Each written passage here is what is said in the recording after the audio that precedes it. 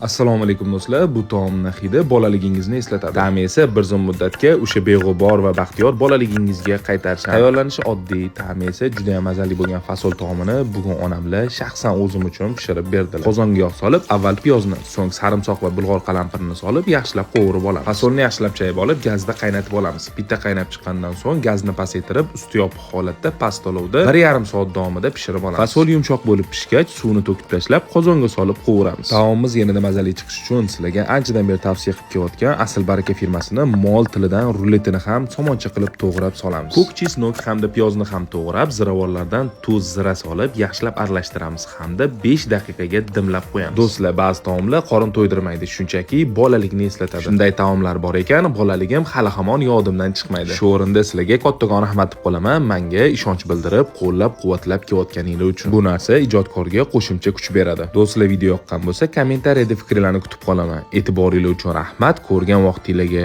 rozi bo'linglar.